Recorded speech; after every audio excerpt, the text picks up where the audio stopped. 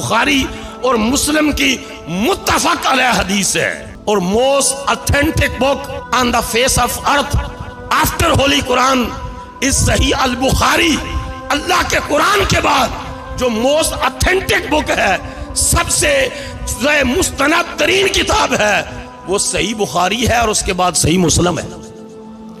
इनके अंदर हदीस आती है कि नबी पाक अलैहिस्सलाम दो कब्रों के पास से गुजरे।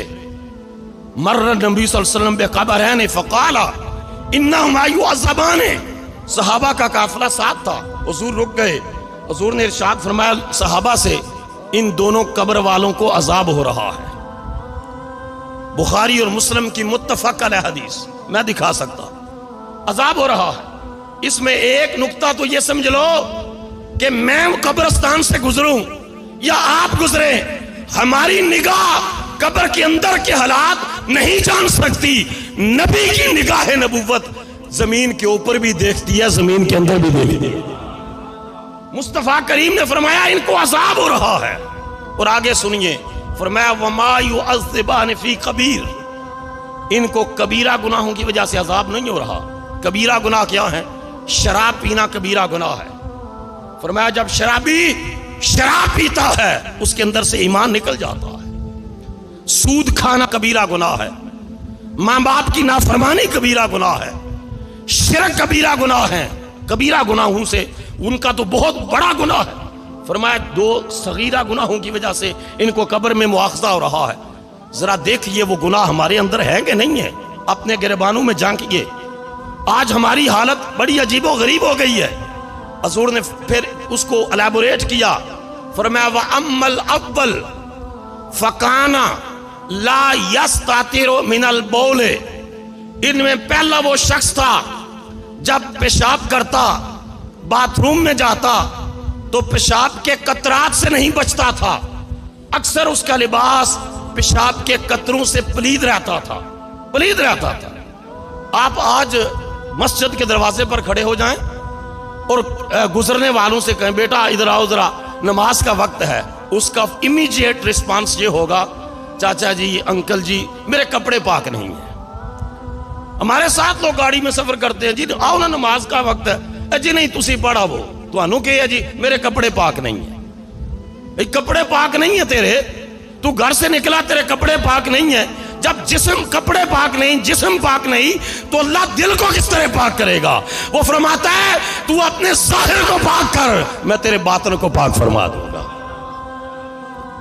और दूसरी हदीस में हुजूर ने फरमाया इस्तनज़हु मिनल बौले फ़इन्ना आमत अज़ाबल कब्र मिनहु, जब पेशाब करो तो उसके कतरों से बचा करो, कब्र का ज्यादातर अज़ाब पेशाब के कतरात से ना बचने की वजह से करके होगा।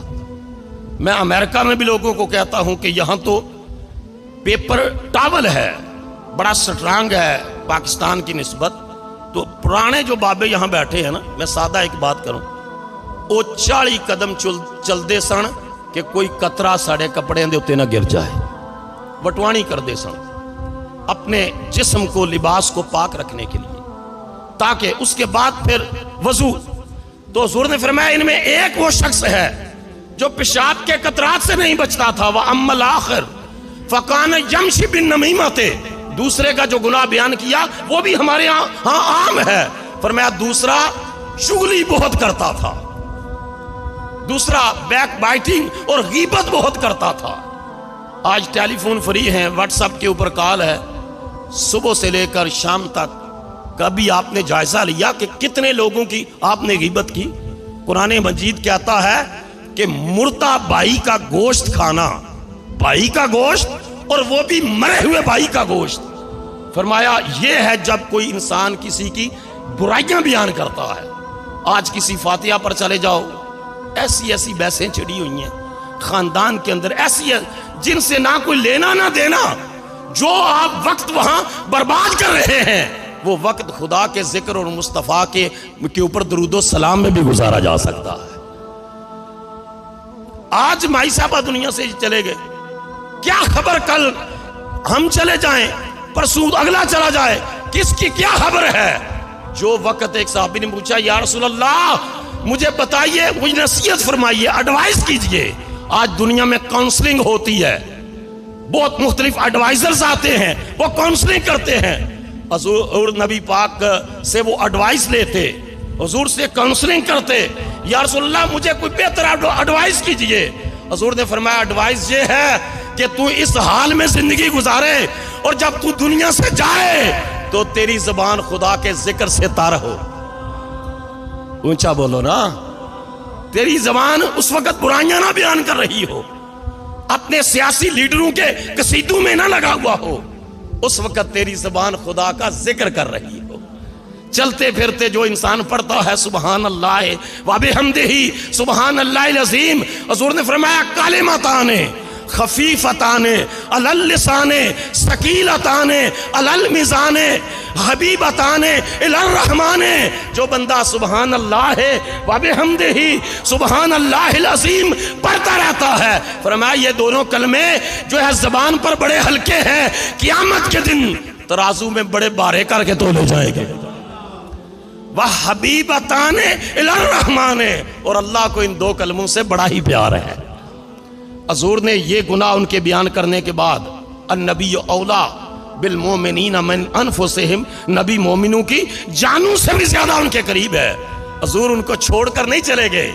حدیث کا لفظ سنا رہا ہوں، ثم اخذ جریدۃ رطبۃ، ان قبروں سے تھوڑی سی ہٹ کے کھجور کا ایک درخت تھا، حضور نے اس کی ایک ٹہنی توڑی، ثم شقھا بنصفین، اس ٹہنی کے دو ٹکڑے کیے، ثم غرس فی کل قبر واحدۃ منہما، ایک ٹہنی ایک قبر کے سرانے لگائی، دوسری ٹہنی دوسری قبر کے سرانے لگائی۔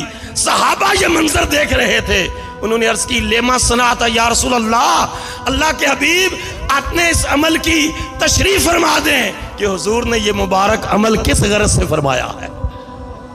تو حضور نے ارشاد فرمایا جب تک یہ ٹہنیاں خشک نہیں ہوں گی یہ اللہ کا ذکر کرتی رہے گی، یعنی درخت اللہ کا ذکر کرے اور انسان چلتی پھرتی لاش بن جائے، صبح سے شام تک نہ تسبیح چلے۔ پتہ ہے حضرت یونس کو جب مچھلی کے پیٹ میں گئے تو جا کر وہاں، یہ ضمناً بات کہہ رہا ہوں، وہاں جا کر کیا کہا مچھلی کے پیٹ میں؟ لا الہ الا انت سبحانک انی کنت من الظالمین۔ آگے قرآن اعلان کرتا ہے اگر یونس ہمارا ذکر کرنے والا اور یونس ہماری تسبیح کرنے والا اور یونس ہماری یاد کرنے والا نہ ہوتا تو قیامت تک ہم اس کو مچھلی کے پیٹ میں اندھیروں میں رہنے دیتے۔